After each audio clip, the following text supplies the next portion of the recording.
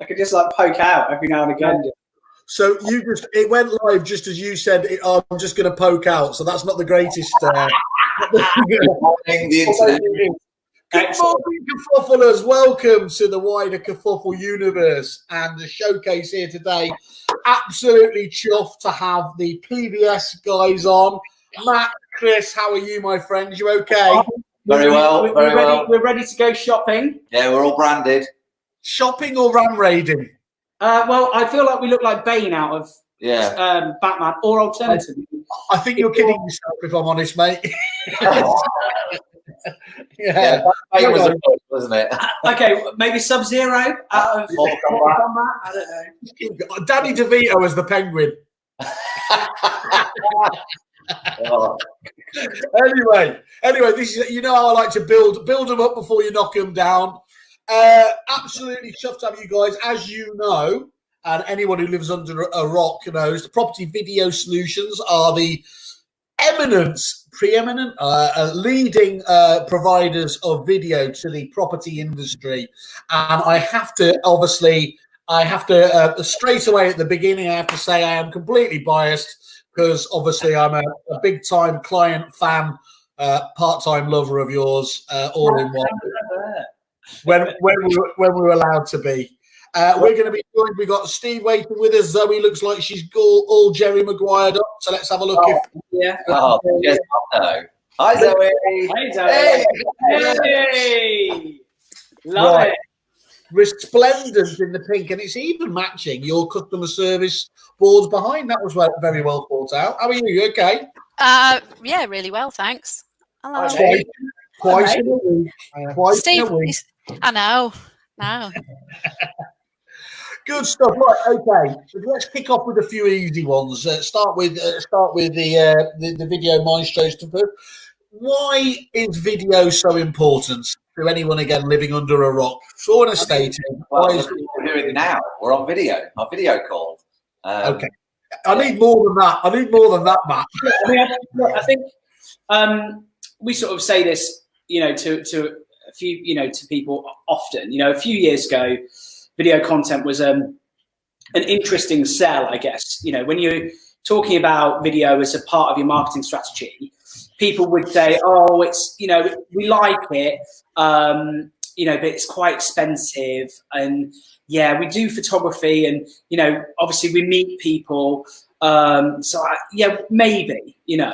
But over the last 18 months pre-COVID, people getting to grips with the fact that actually video content is vital for their strategy, their marketing strategy, sort of nationally and locally, regardless of scale of company. I mean, we're dealing with locally from anything from a pub who's launching a new service, all the way up to someone like, you, Simon, who's launching an entirely new sort of national business, or a small to medium sized enterprise. And people were starting to get to grips with the fact that video was becoming really, really important. And then obviously COVID hit us like a freight train, and everyone's had to use video conferencing. This is obviously StreamYard, but Zoom, which was a little known thing for business, for business owners and sort of, the more modern business user, have now become the staple diet of a family quiz night or, a few beers with friends on a Friday evening. So people have become used to, and we've sort of tried over the last few years to encourage people to get over their fear of standing in front of a little tiny lens, and that fear has almost been eradicated by COVID. There is no now I can't get in front of the camera, I won't do it, because people have been doing it at home for the past 4 or 5 months. So I think that has disappeared, and the need for strong, bold, imaginative digital communication is now vital for any business's marketing makeup, because without it, you have what we kind of refer to as empty shop syndrome, where you've effectively got a business that looks pretty on the outside, but as soon as you walk in, there's no one visually or digitally to greet you. But it is on that digital platform, isn't it? That's what you're talking about there. Yeah. So, you can have the nicest looking website, can't you? But actually, if there's very little content there from that point on helping you on, you're going to suffer from the dreaded bounce, aren't you? Yeah, well, I mean, you guys all know Troy Malcolm, like fantastic Australian agent, and we were chatting to him last year at one of Stephen Brown's gigs, and he told the room that he was sort of talking to that people are looking at your digital fingerprint like maybe 6 months before they even pick up the phone or send an email to you. So if they're trying to research you online to make a buying decision or for some help or advice, hints and tips, then they'll have already met you. And if they haven't met you in video form, then what's the good of a meet the team photo where someone's just having a corporate in front of a nice background? Like, yeah, that's cool to see a photo of someone, but quite quickly, over maybe 2 minutes even, you can really get a sense of what someone's offering and maybe as a person what they're like. So people are researching all of us all the time. It's just a case of putting some content out there so they can meet you, essentially. Yeah. I've heard that 6 month stat. Have we ever had that kind of validated from any research? It'd be really interesting to see just how scientific that could be. The question you've got to ask yourself is, if you were going to sell your house tomorrow, you were going to find a letting agent to market your tenanted property. I know. I've been looking to move house. My wife's not as keen, but I've been looking to move house for about 3 years. And so I've drop tested the market. I've looked at what's available locally. I've looked on Supplier and Rightmove, and I've looked on the market, and I've looked at what local agents are selling and all those other things. And I've actively been engaging with the property market, not for work, but personally, for about 3 years. And there's only one agent I'd use in Grantham because I've seen his content online, and I would have used him pre-meeting him, actually. And that's what's important. You have to remember, when you're dealing with someone's most valuable asset, their home, it's not a snap decision to sell your house. It's not a snap decision to change your letting agent, or a snap decision to decide you're going to relocate to another part of the country and for work. These things are planned and they're premeditated. So if you have a non-existent digital shopfront, effectively, and your face is nowhere near that, then how can people know that you're the person that they should be using and trust? But look, far be it from us to say how valuable it is. We've got Zoe here and Steve. Yeah, I was going to say, Zoe, is it fair to say I don't think you weren't enamoured with the whole idea of video, was it? Not too long ago, and you've taken to it to a duck to water, as they say. What was it? What was it about you that first of all concerned you, if you can remember back that far? And what convinced you in the end that this was really, something that you needed to do? Right. There's a lot of things. I don't think it was that I was never not enamoured with it. It's just everything else seemed to get in the way of it. Yeah. And you use the excuse. I mean, there's obviously this element of fear. Well, I'm not that fearful. I'm quite outspoken, as you might have noticed. Yeah. And, that's never been the issue for me. It's always been there's been other stuff going on. And I think I went on a course, God, I can't remember when it was with these two. 2 years ago. And there was a group of us there, and someone made a remark that one of you will fly, the rest of you won't bother. And I'm like, nah, I'm not going to be one that won't bother. I'll get on with it. And then just like I say, you get back to the office like you do when you go on a course, and you say, I'm going to do this, and then you don't. And I think a few things happened to me. Something happened to me personally that made me think differently about everything. And I just, my mantra now is it is what it is, and you get on with it.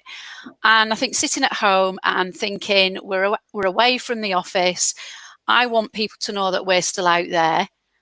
So I just got on with it. I mean, I just started doing a few little buy-to-let videos before we went into lockdown, and then I just went a little bit crazy. But just looking at that and other things that we've started doing, because I think with everything, it's got to be a culmination of video. I think you've got to do your targeting on Facebook. So I now have, I suppose, core people that I work with and go to that help me with that side of things. Paul Long doing the Facebook stuff, because it all links in with each other.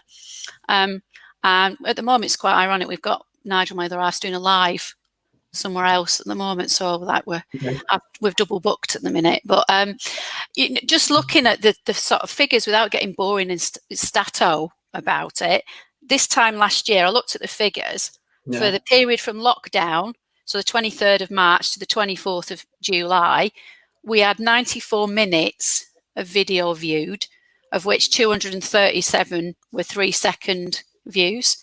Same period of time since lockdown, 20,000 minutes viewed and 47,800 3-second views. Now, doesn't that speak for itself? You're going to have Netflix on the phone to you with that level.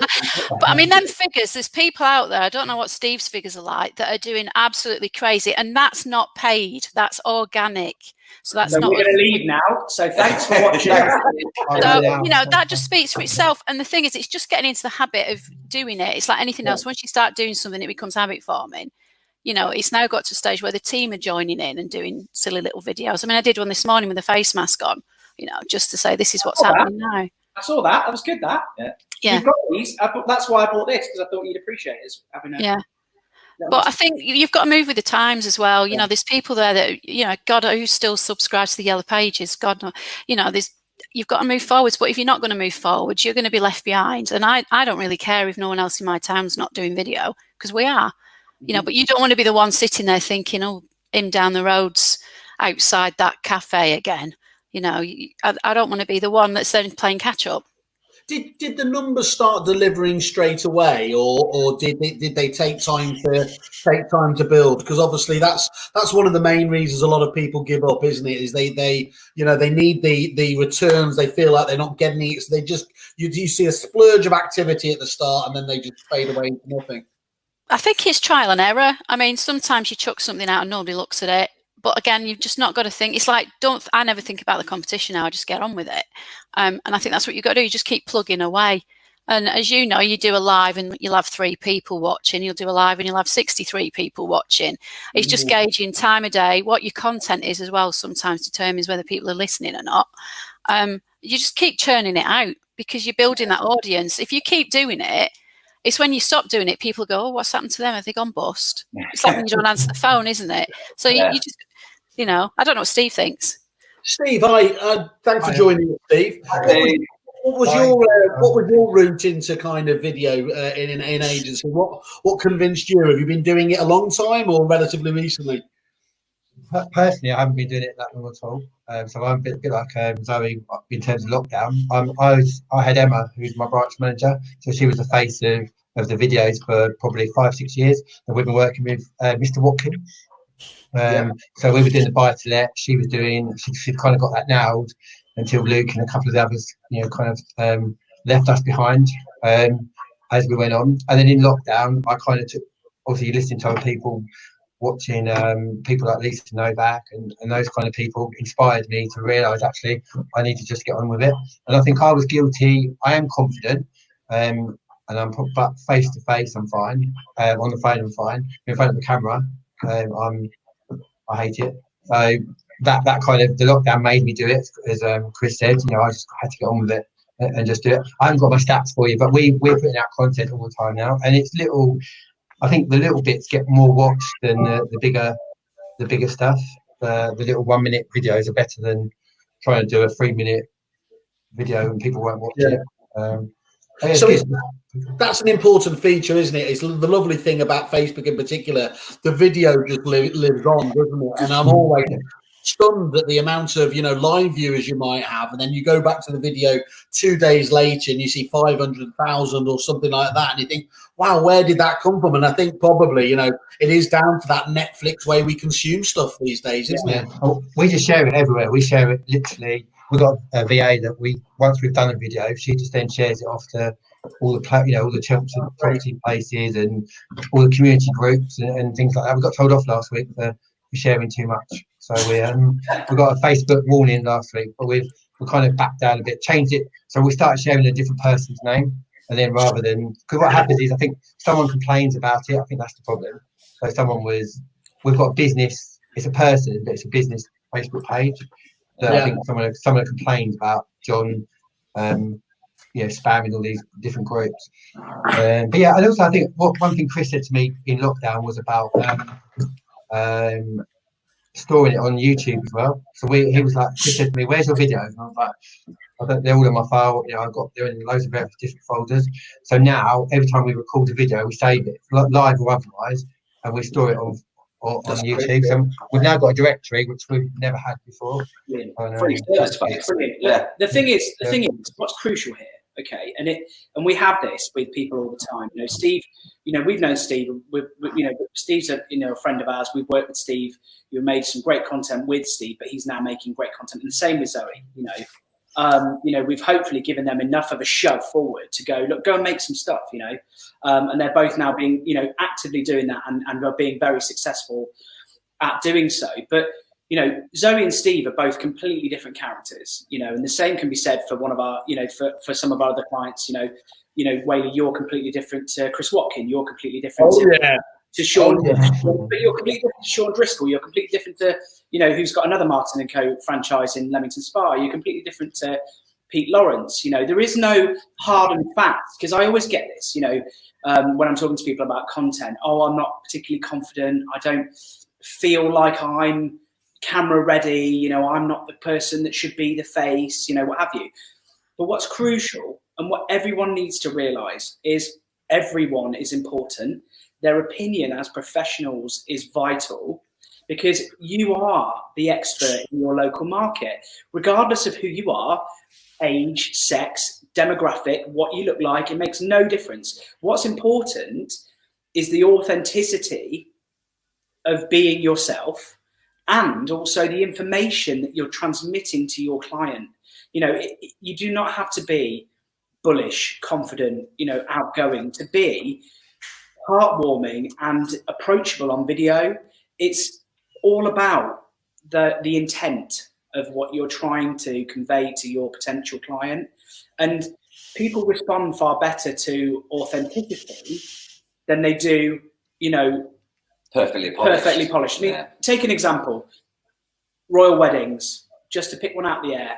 You look at Meghan Markle and Harry's wedding, pomp, ceremony, circumstance, an incredible national event. Now, totally destroyed by the way that they've behaved and acted. And then you look at someone like Beatrice, who's gone and got married in secret, and she's the nation's sweetheart. You know, and it's all about intent and authenticity. You know, it's about how perceptionally people will see you. And I think if you're honest and you're true to your information and you're true to your community, then you're going to win in the long run. The only thing I'd say about authentic is, you notice Prince Andrew wasn't on any of those videos, didn't you? There's a point where authenticity sort of, it took 20 minutes to get political. 20 minutes. You mentioned loud, you mentioned authenticity, and so, of course, like Candyman, Christian Byfield appears.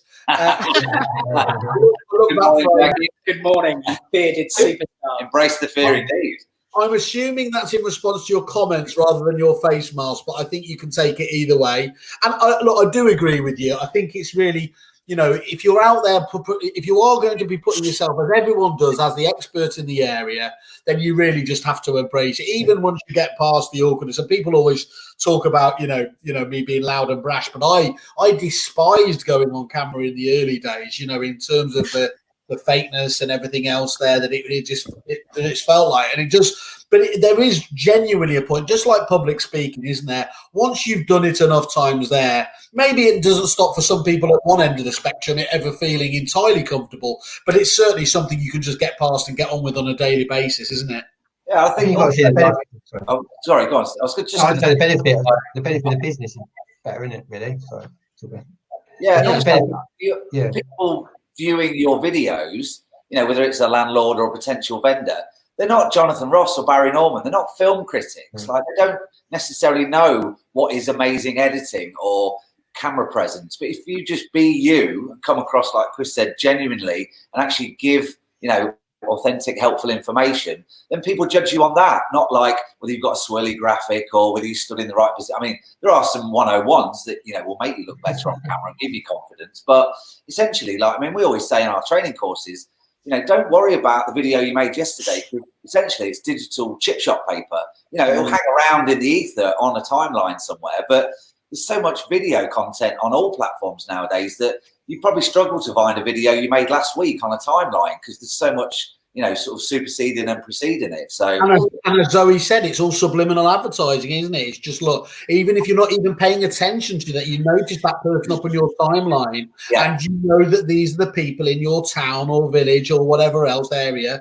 that are talking about property. And that has, again, it's almost one of those impossible to quantify kind of things. But we don't need to do this to death, because science and marketing research shows us that this works hands down, doesn't it?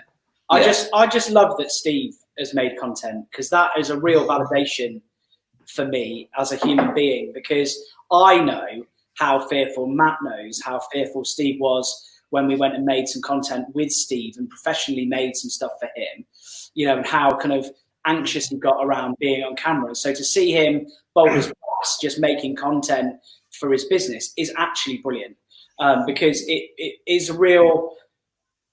it's a real testament, I think, to the changing times, and a real testament to that kind of need from the consumer. It's all well and good us going, oh, you need to make video content, you have to pay us to make it. Actually, that's not true. No. Crucially, what's important is your consumer demands this now.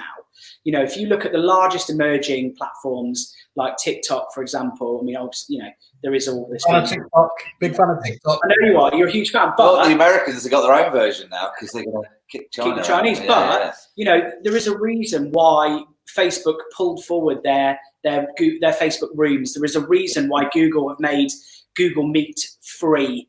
Because they've lost traction with Zoom. They want to keep people on their platforms. There is a reason why TikTok has exploded, and it's because the consumers are demanding video content, and that's how they want to consume information. Gone are the days of a 500-word press release. I was a journalist, 10, 15 years ago. Maybe even. He doesn't look old enough, I know. I'm a bit grey around the gills, but a 500-word article in a local newspaper, that's dead now. You might have someone who's got time on a Sunday read it, but actually look at how people are consuming news. It's two lines from BBC or Sky News on your phone, headline, and then if you're interested, you'll read it.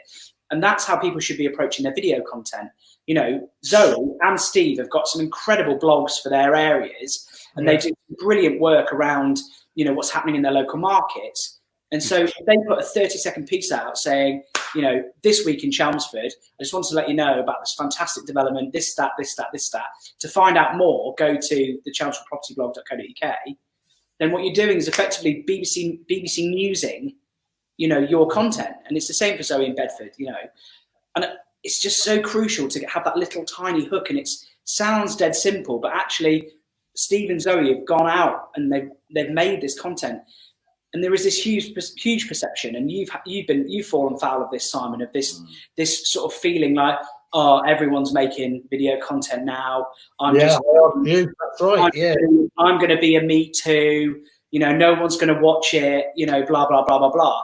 But if you actually drill down into areas, because we're exposed to it, and we see 100 agents making content on all the groups that we follow, our perception is wildly different to that of our consumer. How many people are making video content, Zoe, in Bedford, agents? How many making them? Regularly. Yeah. Not many. I'm not going to name names. There is one other estate agent, I would say, who I think, he's doing all right. Rest of them, I mean, out of there in Bedford, over 60. There are odd ones that jump on TikTok every now and again and do something.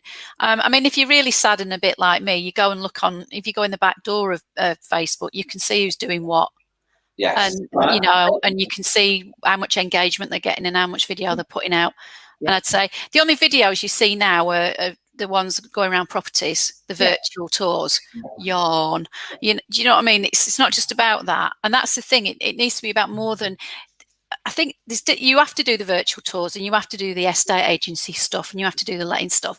But I think, like you said, people want to see you, and people buy people. And if they see you one looking like a complete so-and-so wearing a face mask, they go, oh, actually, she's all right. She's not, and it doesn't have to be perfectly Steven Spielberged, so it looks fabulous. I mean, I get why Simon Hawksley does what he does with his videos, because he's selling £1 million properties.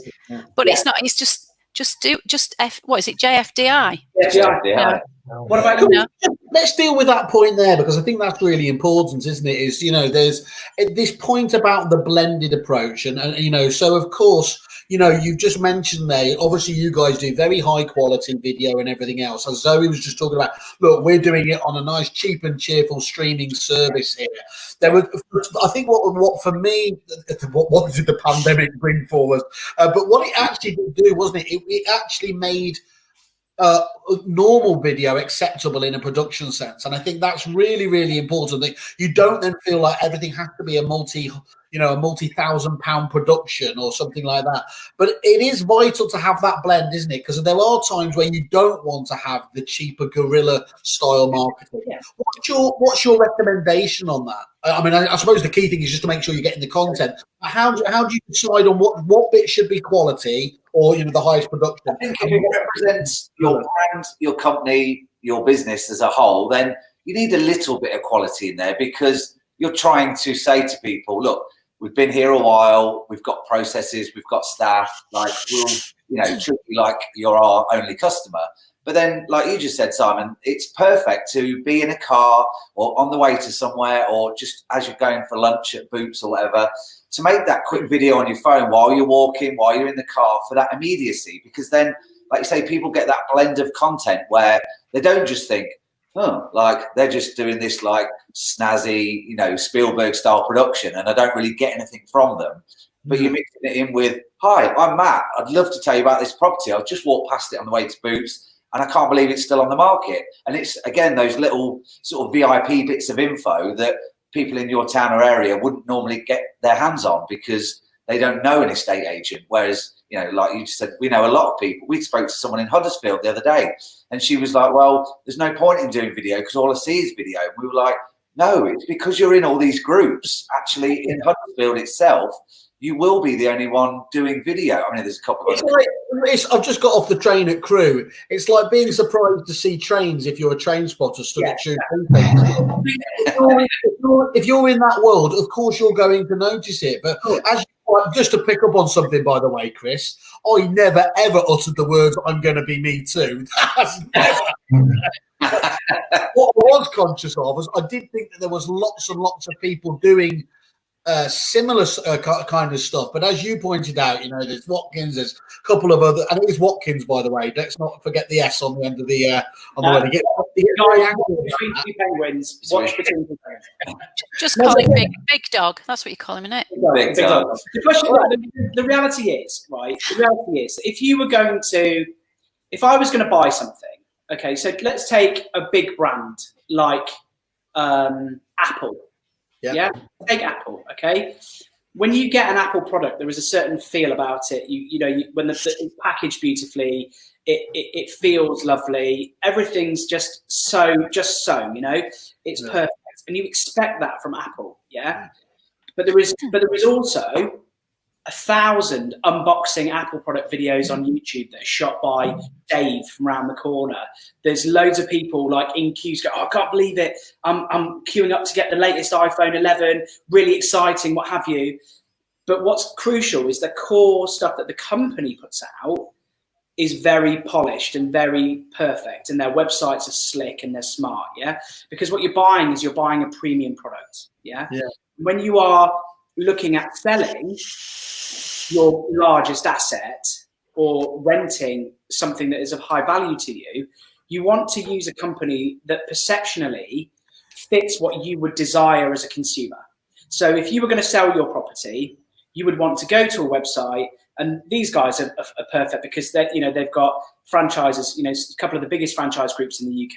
Okay, their brand is perfect, their websites are lovely, their overall look and feel is great. Yeah. And so if you were looking at professional content, stuff around market that is, got some nice stat overlay, or a business profile film that has, or a meet the team, really nicely shot stuff for meet the team, or, if they've got a really exclusive property, something with some nice aerials or some motion, then of course they want to be using a professional company, because that is representative of what they're selling as a service and the quality of what they're doing. But what shouldn't be ignored is that authenticity and that immediacy that making their own content gives. You know, it really is about that yin and yang between volume and having lots of content all the time that keeps you in the forefront of your consumer's mind. Yeah. And also that it's underpinned by just a sprinkling of quality, you know, that gives them that continuity for their overall brand. Oh, we got a question here from Bradley. I won't ask you to answer it just yet, but I'll just chuck it out there and we'll come back to it. Brad asked, can you share top 3 tips for making a great video? So we'll come back to that. We've got top time at the end there. It's half an hour gone, so I thought I'd ask my first question. And that's my normal preamble, sort of half hour there. So what trends are you seeing as a production company out there? You mentioned a couple of different ones there, but what are the, and I suppose, how have they changed over the lockdown period to what you're seeing now as well? Yeah, well, Chris and I mean, like a lot of business owners, like during the period, we swallowed our pride. Like, yeah, we did that as well at first. But we took on all sorts of jobs that normally, like, not that we're too good for, but like that maybe some staff would do, but obviously they're all off as well. And it actually started this really, I mean, it was funny enough, we chatted about a podcast that you did, Simon, with Josh Fegan, the lovely Josh, who is like, as you know, laser targeted, even wears the same suit and shirt every day, so he doesn't have to think about it very well, but Zuckerberg. And he was saying that if you haven't reimagined some part of your business during lockdown, then you just haven't been thinking about it long and hard enough. And he said, out of this adversity should come some good. And Chris and I started talking, and you know, not necessarily from the Zoom thing, but we started thinking, are we like providing a full range of products, and could we be doing some cheaper stuff that is run rate? And we've seen great success with a product we've got called Edit Credit, where, you know, from 20 quid upwards, you can send us a video you've taken, and we're talking about the non-polished ones that we were before, and we'll tidy it up for you, maybe add logos, subtitles, whatever it is. But, you know, if you're a business owner and you're, say, 50, 60 plus, you know, a lot of people we speak to, they don't really want to learn editing. They don't really want to, you know, sort of start working out how to, you know, program a DSLR for a great focal length and stuff like that. So, you know, it's like there's a book, I mean, you know, Spencer Fortag. We met him at the second ever Sanj Fest, and he told us about a book that splits business into £1,000 jobs, £100 jobs, and £10 jobs. Now, we can take £10 jobs off certain franchise and business owners and create them a quick video within the same day, pretty much, turnaround time. And that allows them to go and do the £100,000 jobs, because we both know that it's going to take them a lot longer to figure out, practice, and get good at editing and filming than it is, you know, worth just sending it to us and getting on with selling houses or letting houses. So the trends we've seen slowly have been smaller pieces of work, but on a broader scale. I think that you've got a bit of a misconception at the moment, and it's mildly amusing / hilarious that a lot of business owners, you know, are guilty of. They've gone, oh Christ, video, yeah, let's get someone in that's about 15 grand a year, and we'll have them do all our social media, we'll have them make our film content, we'll have them do our property photography, we'll have them do this, and then they'll get it all, and we'll just do that. And then what will happen over the next 6 months is they go, the £15,000 member of staff that I've got doesn't function like an entire media team with 40 years experience. So maybe we need to do something a little bit different. And actually, that's what's going to come full circle. I think, you know, there's been this sort of rush to market where people have kind of employed, you know, or they're looking to employ low-cost staff to do these tasks. But actually, you know, having had all of the problems, you know, that's the key. You know, like you've had in your businesses, and Steve and Zoe particularly, you know, they will know as successful, you know, and long-time business owners that they've had all of those little things that are a problem, like, the audio's not right, or in our case, sorry, not in Steve and Zoe's case, but, you know, their own problems relating to their business. But in our case, I've left that lens at home. How am I going to make that go? Or I've not got the right mic pack, or I've not got the right this, or you get back and there's an audio problem you need to fix, or there's a color issue, or whatever. And we've overcome every problem that you could possibly think of in video and production. We've had that problem and we've resolved it. And a lot of things are going to happen where it's not going to work. And so we've seen people go, do you know what? I'm going to avoid that.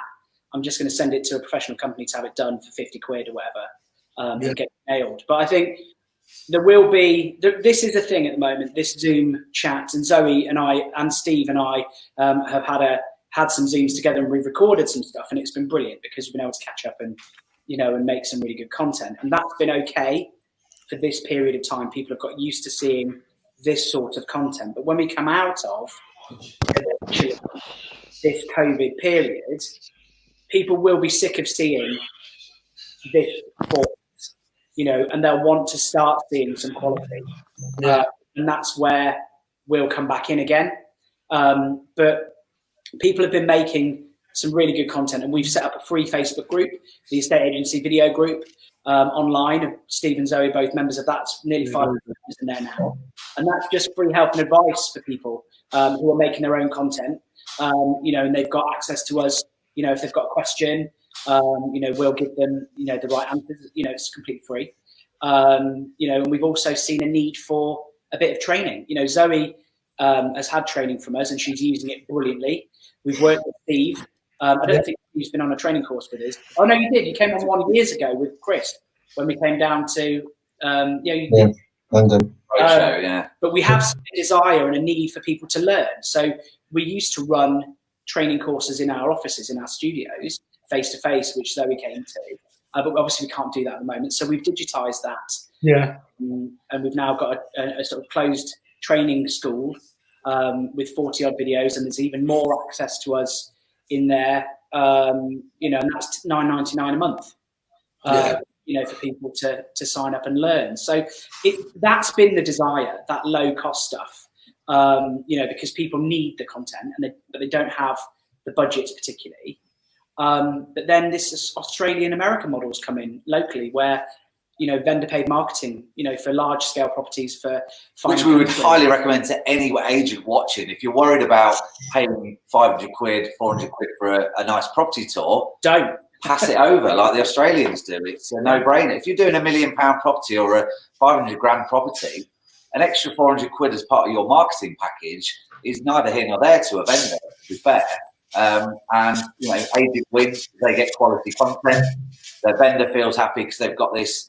You know, a lot of people aren't offering video as part of their marketing package. Now, if you're one of those agents that does, it's very, you know, we do a lot of stuff for Fine and Country in Lincolnshire, and it quite often within a week of the video going out on a network on LinkedIn or Facebook, they're starting to get quite a number of viewings and sales. You know, a lot of sales have gone through like really quickly because people get to see the house in a totally different way to a photo. But yeah, horses for courses. But I mean, Steve, look, you've started making content, right, over this period, and we've done some together. We did a really good interview around, you know, your process and your journey. As an owner, what is your desire as a business owner? What do you want, you know, video content-wise? What do you need? I think you've hit it nail on the head, really, haven't you? I think we thought it was. I think we've been lucky, haven't we? We've come out of lockdown. We're coming out of lockdown, and I 100% agree with you. I think Zoom calls were great at in the lockdown period. I think we need people we can trust, people who can go there, get on with it. And I think that's what I like about you guys. You come up with the ideas. Yeah, you help us get Steve, isn't it? Yeah. I mean, the one thing, you know, we're talking about the quality and everything else, but I might actually put them out the studio while we talk about it behind their back. The brilliant thing about Matt and Chris is that they give you that editorial input, don't they? That almost like having your own film producers in there. You know, the amount of things that I've missed, and then Matt or Chris will come back in and say, "Look, have you thought about asking this question or jumping in there?" You can't. I mean, you can put a problem in that, but you know, the fact that these guys are doing it often at a price that other good video people will be doing it's absolutely fantastic to have that on top, isn't it? Yeah, exactly. I think they're so wanting to help everyone, as what Chris just said about the whole learning. They just want to teach everyone, which is not going to make them. That's what we are like as people, and that's one of our business, you know, bits of ethos is that, like, well, the triangle, like, don't charge too much, do what you say you're going to do, and don't be a dick. Like, it's that kind of thing where, you know, if you're working with someone for the day, we're not just going to turn up with a camera, press record, and go on then, off you go. Because it doesn't benefit us, because the content we then produce isn't as good as it could be. And if someone uses us for 3 months or 6 months, You know, so we've been working with Pete Lawrence for 6 months. If he now decides that he's cool on his own and he's got a local guy and this, that, and the other, yeah,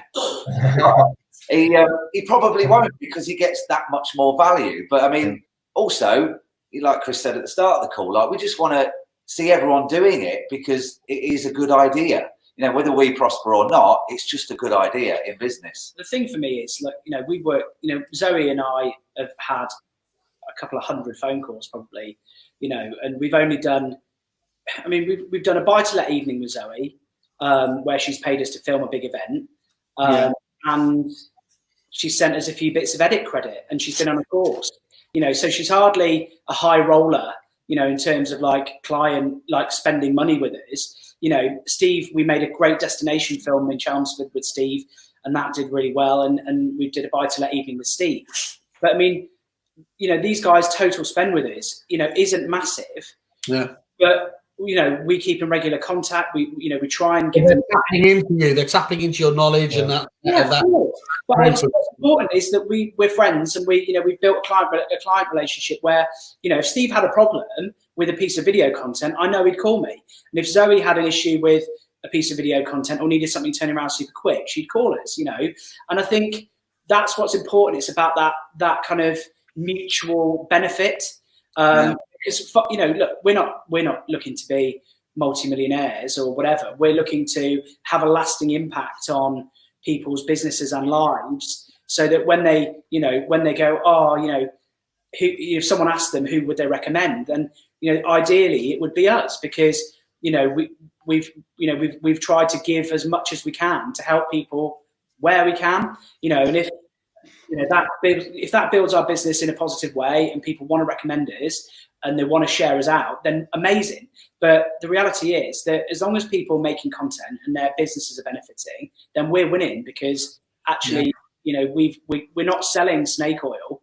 We're telling people that this is going to be good for their business. And the proof really is in the pudding. You only have to look at Steve and Zoe, completely different businesses in completely different parts of the country, you know, and they both adopted this medium, and they're both being super successful with it.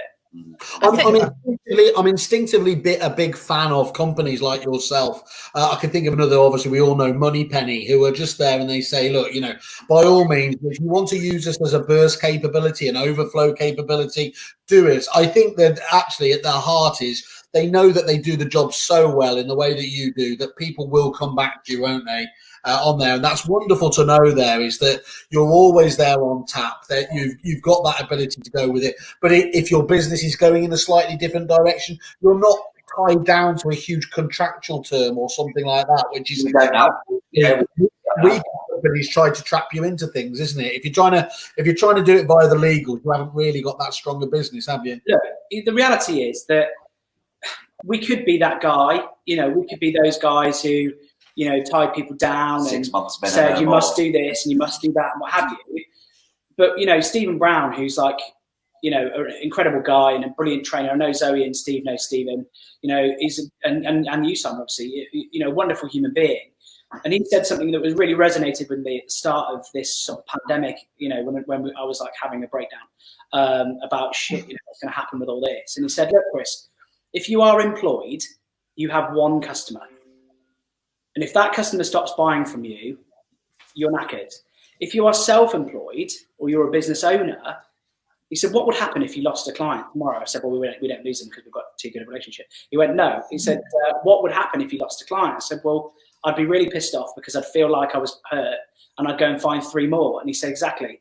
He said, you are in a position to work with as many people as you physically can. And if you lose one client, it will hurt you, but you can keep going. He said, if you're employed, then you can't do that. He said, so actually think of your business more broadly. And actually, if you nurture those clients and they recommend you on, like, you know, Zoe and Steve, I hope they wouldn't hesitate to recommend us, and same with you, Simon. You know, our clients are our raving fans, you know, and that way. I think if I can I say a few things? Is that all right? Because the thing is, and one of the things that's come out is that I haven't got an endless pot of money to pay for these guys. So I take what I can. But one of the things, when you get some suppliers, that always have an ulterior motive or a hidden agenda. So, if you subscribe to something that's 50 quid, there's going to be something else, and then something else and something else. Yeah. And then there's some guys out there, some suppliers out there that will give you their all regardless, because they want you to succeed. And what I would say is exactly these two are like that. Yeah. I give them what I can, and that they welcome that, but then they're there if I need them, and that's absolutely brilliant. And I think what really gets me is that, and I'm sure Steve being a franchise, is we've got 100 blooming odd other branches, and there's only a few of us doing video, and there's only a few of us working with these guys, and it's just it's disappointing, I think, that we're not grasping the mantle, because if we want to be market leaders, and I know that me and Steve, there's this healthy rivalry between the two franchises, and he'll probably mirror what I'm saying, is you want to get one over on them, you want to do better. And it's just why are we not? You don't have to spend a fortune to do it. There's so many other things that we have not even touched on with video. We're doing like video messaging to our clients now, saying thanks for choosing us, or we'll see you next week when you're moving in, and if you're worried about what's going to happen in the office, this is what's going to happen. You can get video reviews is a little app thing that's free, where you can send a little video and get a video back that you can then post on. There's so many things, but these guys are amazing. There's a few people that through this pandemic I couldn't have got through without, and I'd probably say these two at the top of the list. And Chris Watkins will sulk now I've said that. So sorry, Chris. It's okay. He won't watch. But yeah, I mean, like that's in the flip reverse side of things. Like, like say we've had many calls in the car, like Zoe's name pops up, we're like, hey, how's it going, mate? But if I had a problem with, looking at a let or being a landlord, then I could pick up the phone to, especially these two, but a number of, agency-related people. And I like to think that they give a bit of free advice, back again, regardless of whether we've helped them. But there's just some genuinely nice people in business, and you are naturally drawn towards those people, whether you do work with them or not. So I think it's great. Just be very careful about making an enemy of Watkins. I know he's got this friendly face. But the reason I called him Property Wolverine wasn't because he looked like it. It's that's how he deals with enemies. You've not seen my wrath, Simon. That's all I'll say on the matter. If you ever ask Chris Watkins about the wrath, it's why I'm doing this show digitally, Zoe. That's it. But no, look, but the thing with Zoe, Zoe's, it's the same for us. We've had a lot of love. We set up our free group on Facebook as something to do with our COVID time, effectively. Because we couldn't make any content, so we wanted to help people who were. But both Steve and Zoe and Pete Lawrence, and some of our other clients really, and you, Simon, particularly. Helped us through the COVID period by saying, look, you can't make any content for us on site, but like, I've got this little bit of work. Do you want it? And we were like, yes, please. So, I did an interview with Steve. Here's 200 videos. Yeah, but our clients supported us as much as we supported them. Lawrence said to me, look, I've got a load of video, photo slideshows. If you want them, you can have. I've not got a huge budget. But if you want them, you can do them. And I was like, yes, please. We'll have all of those. Thanks. Yeah. And those little bits of money kept us going, those little jobs. And it's all well and good being a huge production house and going, I won't get out of bed for less than £10,000. But actually, when someone's willing in the midst of a global pandemic to pay you 50, 100, 200 quid, 500 quid to do a lot of work, that helps. Because that kept us alive. That makes perfect sense. And guys, where are you seeing? Where are the eyeballs of estate agents' clients these days? What are they looking at? Well, we'd say. I mean, actually, I read it a couple of weeks ago, but there's a great quote from Lamborghini, and they once got asked why they don't advertise on TV, and they turned around simply and said, because our target audience isn't sitting around watching TV. They know we're here, and that they're obviously affluent people. If they want a Lamborghini, they'll ring us or they'll pop into a showroom. We don't need to advertise on TV because the product's already sold. It's some of the best motor cars in the world.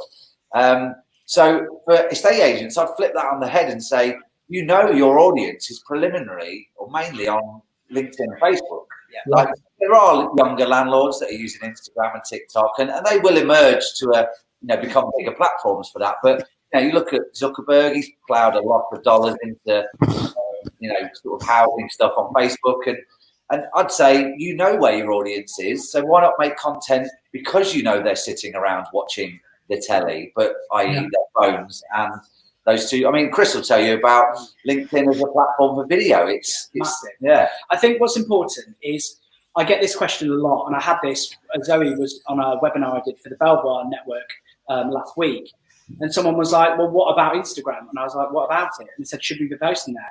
And I said, "Yeah." I said, "One of the key points about video content, if you've made something, post it everywhere. Don't just go, oh, well, I'll just put it on, one or the other. Put it everywhere. Yeah.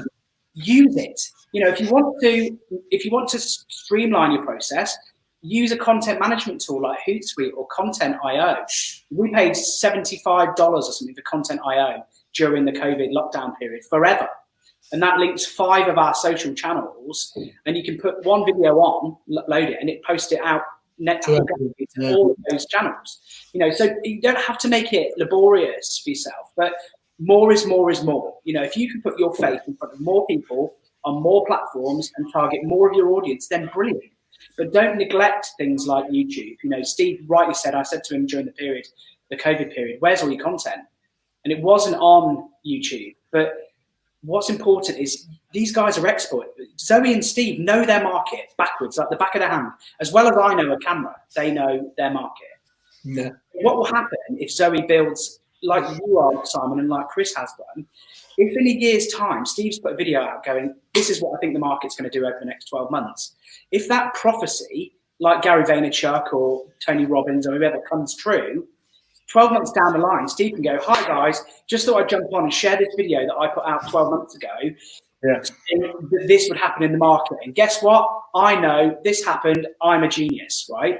So that point there, Chris, is, you're putting out social proof all the time anyway with your boards and everything else, but you're also acting as, reinforcing that expert in your local area. Of course, because you look like Nostradamus. Yeah. So just make 2 massively different predictions at all times. Yeah. Market's going up, market's going down, and come back. Exactly. Share the one that was right. It's not a science. You don't think Gary Vaynerchuk really predicted that Netflix was going to be bigger than Blockbuster as a standalone piece, do you?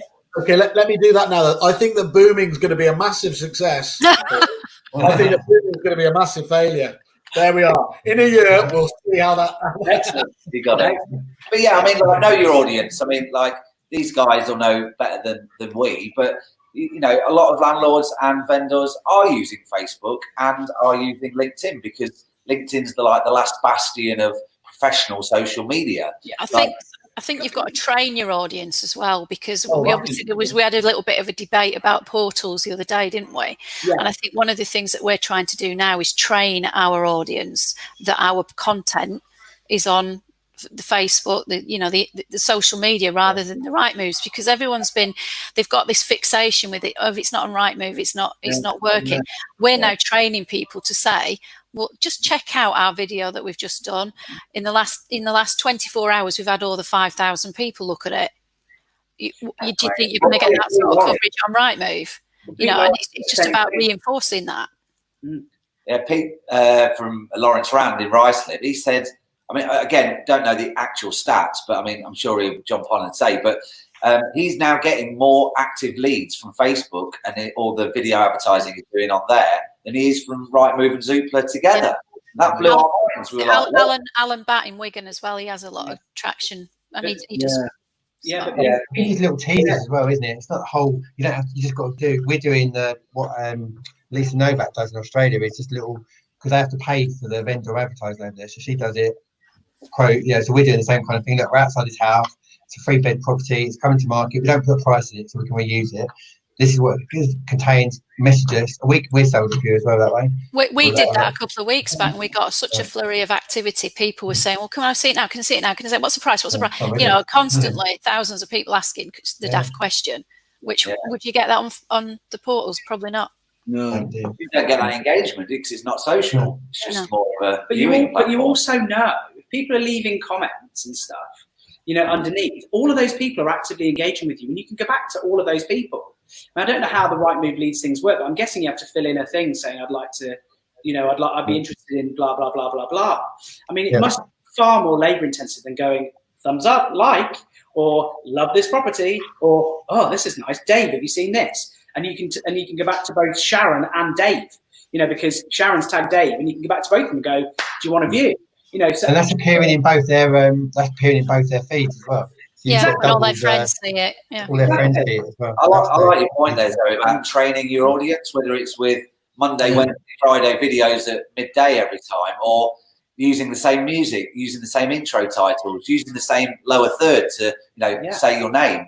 But like people then get used to, because if you turned on the news one night or the one show and like the studio had turned to blue on the one show and there was like two presenters you'd never seen before, everyone would be like, whoa, what's going on? But because it's regular content with presenters you recognise and a set in a studio and the music that you also recognise, it becomes very sort of like normal and you get used to it and you like it and then you seek it out day upon day. That's important though. That seeking it out is important. So you have to remember, you have to think laterally, how are people using their channels? Like how are people using Rightmove? How are people using Supplier? How are people using Facebook? And how are people using YouTube? Yeah, because what happens when you failed to record something on Sky Plus and you're having to watch it live, you go, oh Christ, adverts, and instantly you pick up your phone and you start scrolling, yeah, because you're having a little look at Facebook or whatever.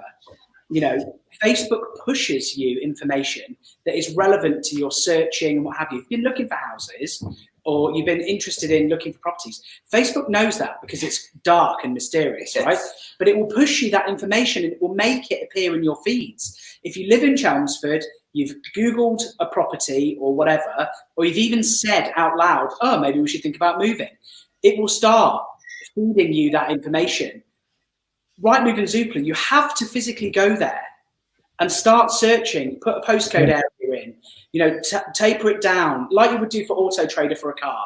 You know, you have to actively go searching. Same with YouTube. You know, you have to go to YouTube and search how to inflate my hot tub. Yeah. Whereas Facebook, first world problems. Yeah, I know. But Facebook is giving you that information, and that's why Pete Lawrence said these words. He said, Facebook is Rightmove and Zoopla's #1 competitor and problem, because it will actively show users what they want to see and will engage with them in a way that nothing else can, because it cannot. Rightmove and Zoopla can't compete with them. The whole point about Facebook is the advertising is actually, the costing is based around relevance, isn't it? The more relevant you are, the cheaper they're obviously. They're absolutely beholden to make sure you're getting that right.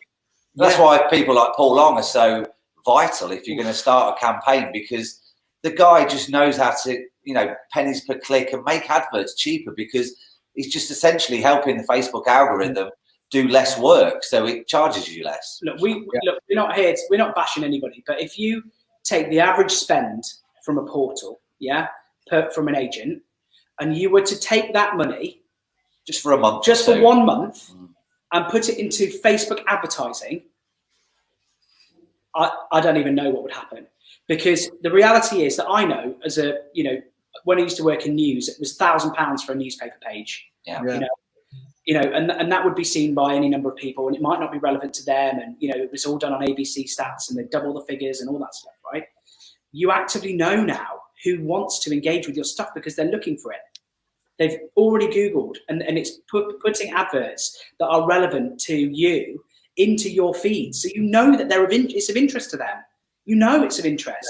So Zoe's numbers on Facebook, if you were to put them side by side with any portal, about a property, if Zoe was to put a video on about a property, in fact, Zoe, can you do this for me? Right. So if you take a video of a property, a tour, and you were to list it on a portal, and you were to put it on Facebook and put 30 quid's worth of advertising spend behind it, and see what the number of views you get on that portal versus the number of views you get on Facebook. That could be one for your white paper, Simon, next time round. Oh yeah. Maybe we should do one. It's going to be staggering. Yeah. Look, I mean, I'm obviously been incredibly blessed in terms of all this. Some people, can you give us just, in terms of those people that maybe think they don't have a face for video, or they feel awkward, what are some just really easy life hacks to looking good on camera? Okay, so don't care. Don't worry about it. Yeah, don't worry what Sally_77 in Bournemouth thinks about your video, because you'll probably never meet Sally_77, and she's probably really miserable anyway. So yeah, you don't want to spend time. But there were three really good things. Okay, to looking Facial flaps. Okay, otherwise known as a post-it note. So you can stick that on the front of your camera, cover your face, get yourself set and comfortable, then bang a post-it note over your face so you don't spend all the time, messing with your hair, adjusting yourself, doing okay? Because that will give you the confidence to not see yourself, and so you won't feel quite as self-conscious. Also, the benefit of post-it notes is they're made from paper, so you can scribble your details on there. So if you can't remember what the value, if you get flustered and you want to lose, you forget your information, you can put on there how many bedrooms it's got, how much it's on for per calendar month for rental, or how much the value is for sale, and any other bits that you can squeeze onto, an average size post-it note. You could probably get at least 5 decent sized bullet points on there. So that will drive your narrative, okay? And what's crucial is eye contact. So a bit of blue tack or a holiday dot next to your lens, so that you're engaging actively visually with your viewer, and those things will really help. And also, we've got a 1, 2, 3 step patented pending process. Okay, so no one cares about you or your business. Mr. What can I tell you this other than you and your mum? Okay, so don't go in with, "Hi, it's Chris here from any other estate agent. I've been in business for 15 years and I look after the local area." Boring. So actually, if you are a buy-to-let landlord in Bedford, have I got the property for you? Oh, done. Instant. BBC News headline, think of that. Or if you are a young family looking for your next home, this one's a cracker. Yeah, instant. Grab them, then give them the detail once you've hooked them. This 4-bedroom detached property benefits from 4 bedrooms, a great family-sized bathroom, a downstairs WC, beautiful back garden, great if you've got young kids to play football in. Yeah, and then finish it with something emotive. I love this property because I can see myself sat out here with a glass of Prosecco and some olives on a Saturday evening, watching the sun go down over the hills. If you're interested, little inside for Chris's weekend there. Yeah. If you're great steak bake, WKD there done. But I'm coming to your house. Keep it snappy and short, but crucially, and I've had this with every sort of member of society who's like upset about being on camera. You are in control of this content. This isn't an interview with Sky or the BBC where they're going to try and catch you out or ask you a difficult question you don't know the answer to. You're not Boris Johnson, for Christ's sake. Look. Well, what's important is you're in control. We've got a client, we won't name his name, Adam Mackay, who made 200 odd videos and never published one because he was worried about had them all on his phone. Yeah, imagine if he published it. Yeah, imagine he'd be a year ahead. He'd be a year in front. And he's an amazing guy, and he's great on film, and he's really confident. And it took him a while to get to grips with it, but you are in control of your content. Zoe, Steve, they're in control of what they put out. If they have to record it 5 times, they will, and then they put that one out. But also, the crucial thing there as well, Matt, Chris, is that if you're worried about getting started as well, yes, you are in control of that, but also it's not like you guys haven't done this a million times before and know exactly the right way to get started on that road, isn't it? You can go up, as Zoe and Stephen will be now. They're finding their own personalities online. They know the direction. They're much clearer in that. But obviously, you can help get people up to that stage over a period of time, can't you?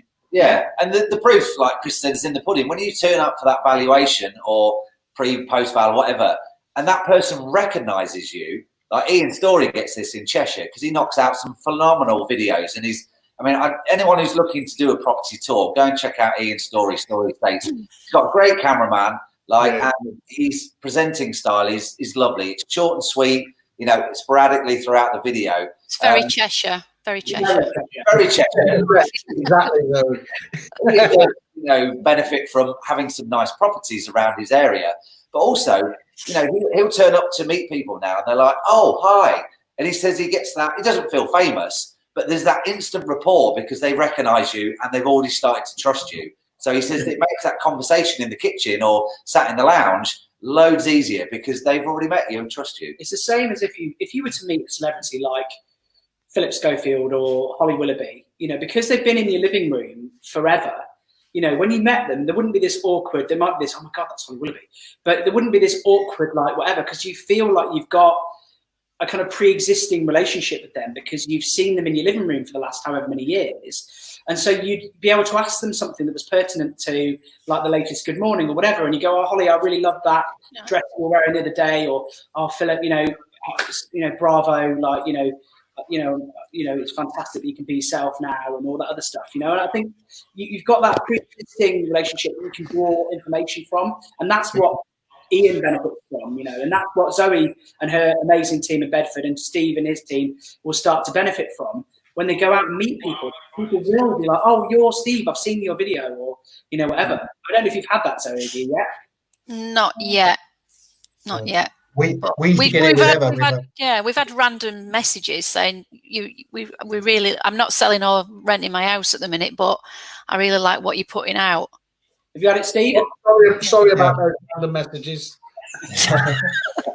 Yeah, can you stop? Yeah, I personally haven't, but Emma did. Emma used to get spotted a lot because she was doing Christmas push, putting her out there as well. And I remember getting a text from one of my friends at another agent was at Negotiator Awards, and I think Rightmove had put our blog up on or Emma's blogs videos up on the screen midway through. Nice. So it does get recognised. It's too early for us. I've only been doing it for 6 weeks. It will happen. It will happen. Plus, you're pretty recognisable, Steve, as well. You're handsome and tall. 7 foot tall. 7 foot tall. I thought you just won the football writers. I thought you were Jordan Henderson for a minute earlier, but that was. I thought the guys had done an expose for me. You cannot get through one conversation without talking about Liverpool Football Club, can you? No, I can't. Well, he said, "I'm nothing predictable." Steve, Zoe, I think it's obviously fair to say that, you know, the two franchise groups, obviously. You work for them, predominantly known more for lettings than the sales side of things. Do you find that the audiences change dependent on which particular discipline they're coming from? So a lot of people have spoken about lettings being the place of the home of the landlord. Do you find that, or is that overplayed? Who's going? I'll let you speak. I don't know. I mean, in terms of put my teeth in terms of video, are we talking about how it's received? To be honest, we haven't got a massive sales office, but we do sales. But I think the content's being received the same. We tend to find, I suppose, when we do the lives for lettings, you seem to attract the tenants. And obviously when you're doing the lives for selling, you're attracting the buyers. So, you know, we've had one today that was a sale property, and I can already see the comings and goings behind me, because there's been a flurry of activity since the live video was done. So I don't think there's a difference in terms. I think maybe people view estate agents and letting agents differently. And it's just trying to book that trend as well. You know, like you say, the polished videos with the, you know, are generally going to be viewed like, oh, it's an estate agent, you know. So it's just trying to, again, it's retraining people's mentality in respect to that. As Matt was saying earlier, though, the amount of websites that you see that clearly somebody at one stage had the great idea video was a thing, and you do see this incredibly polished video, but then you can almost date it, you know, because you can see that's the only video they've got on there from 4 years ago, haven't they? Yeah. And they've missed the entire point there, haven't they, with what video's there to do. Yeah. Stuff I've done with Go on, Steve, sorry. Like I say, the stuff I've done with Chris and Matt is that we keep regurgitating it as well. So the polished stuff wasn't dated. So we've not done anything. We did my journey, which was the Zoom thing, but the what do you call it, Chris? The kind of Love Champion thing, isn't it? Yeah, destination video, yeah. That. So we keep regurgitating that because we've got the content exactly the same. Some of the shops aren't available anymore, but the general thing, we love Chelmsford. That was probably the best 2 days we had a cracking couple of days with the guys. Yeah, amazing. Yeah, But the same in Wrexham with Vaughan Schofield, who's another Belvoir franchisee. And Vaughan shared his Wrexham film last week, that we made for him 18 months ago. Yeah. And because the bulk of those businesses are still there and the business groups and the business leaders haven't shifted dramatically, then it's still relevant. I mean, we say that they have about an 18-month lifespan because obviously your high street picture does change. But actually to reshoot that wouldn't be labour intensive. It would be, we'd go for a day, redo the high street stuff, redo the, any shop fronts that aren't there anymore. We'd just rewatch it and do it, update it. And that piece of content can be updated as, 2.0, and the same version. Because the interviews with the business owners stand, the interviews with the business leaders stand. In Steve's case, we went to Chelmsford Cricket Club. They're still brilliant. Yeah. The beautiful parks and things, they don't change over, 2 years, particularly. So actually, some of this content can be evergreen, but I think, it's about having that right mix. We are not, we're not a company that go, you must use us all the time and you must make professional content. It must look awesome, because actually it doesn't always need to be. It's more about having a constant, yes, professional content is important. It is good for your brand, but I think sorry, I keep butting in, don't I? I think the thing, I just want to sort of come on what you were saying. I think the thing is, for me, I couldn't have done this without the day's training that, all right, was 2 years ago, but I couldn't have done this without the day's training that I had. I wouldn't have had a Scooby-Doo about where to stand, what to say, how to use a microphone, all that sort of palaver. My landlord events wouldn't have been a success without the expense I put out for the guys to come and video the event. And going forwards, the little bits and pieces that they've done to help me out, I couldn't have done it without. So, as a business owner, you've got to take a view on what you think your needs are. Now, obviously, I'm not going to be running any landlord events soon because we can't do that.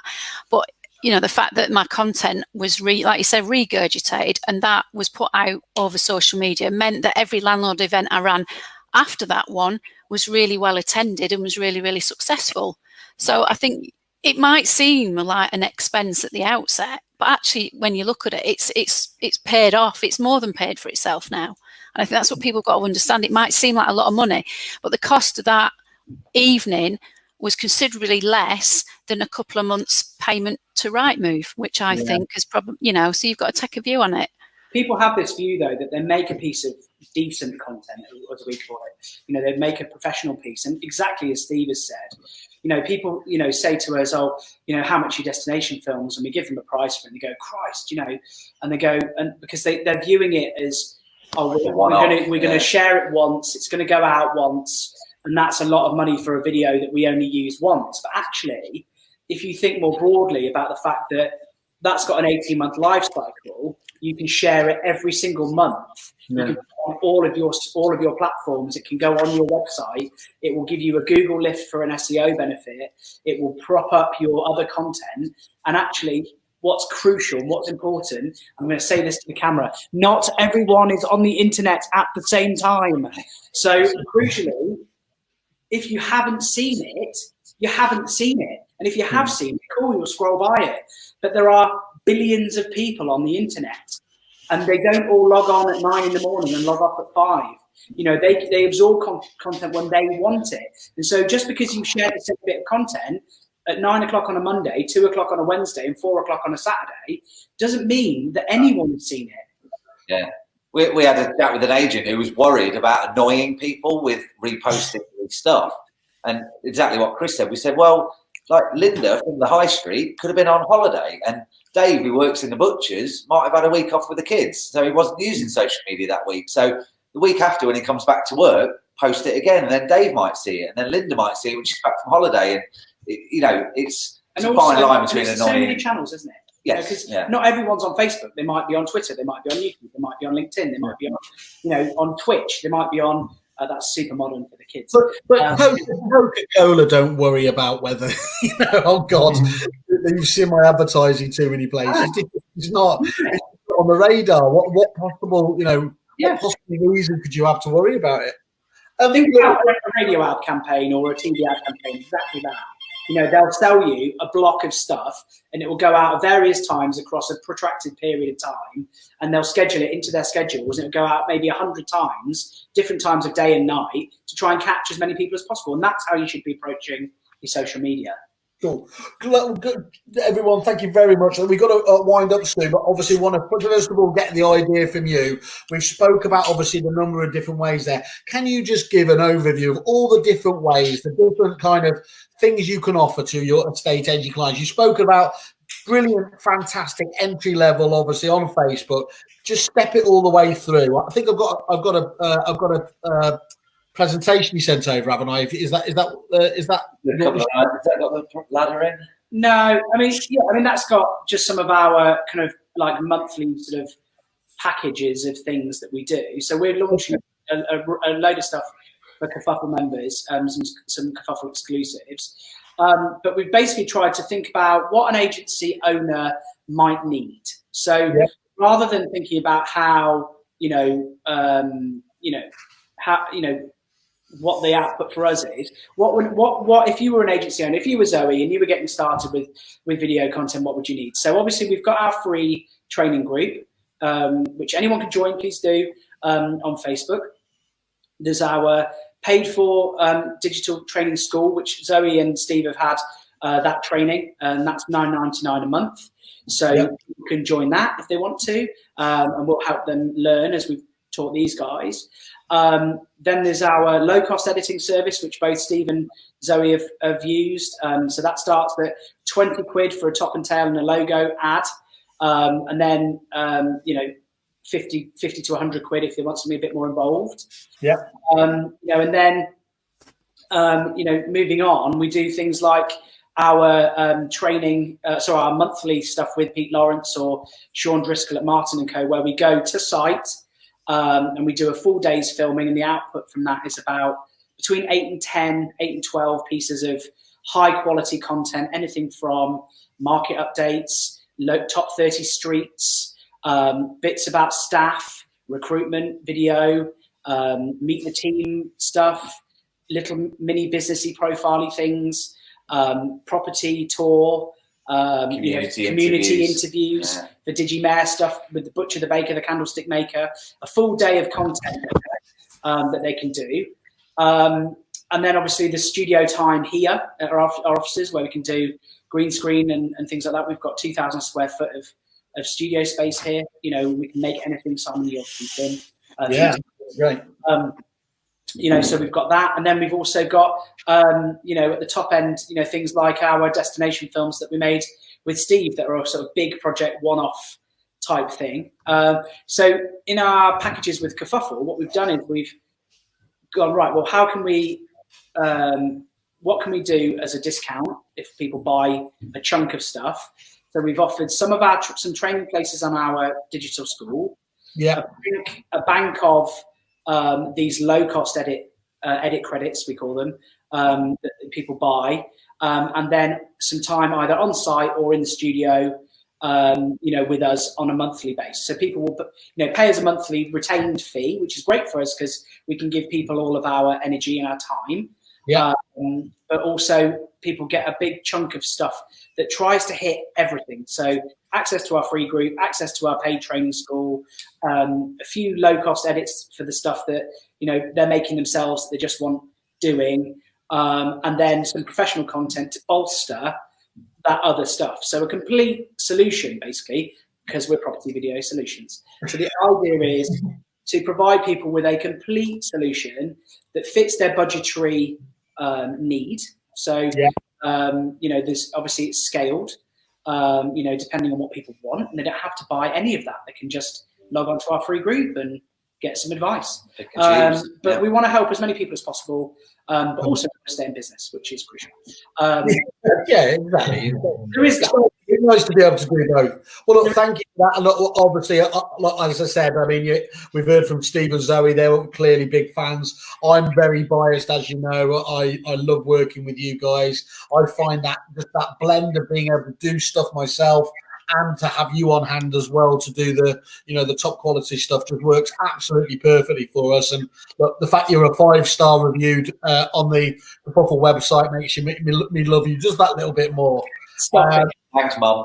Anyone who's interested, you can find the guys on their Facebook groups. Obviously, just mention Kerfuffle for those discounts, guys. Thank you very much for doing that. It always is appreciated. Or you can do the I'm interested, contact me button on the Kerfuffle website, and you know, you'll share those prices out, right? To the yeah, we're going to send them all out.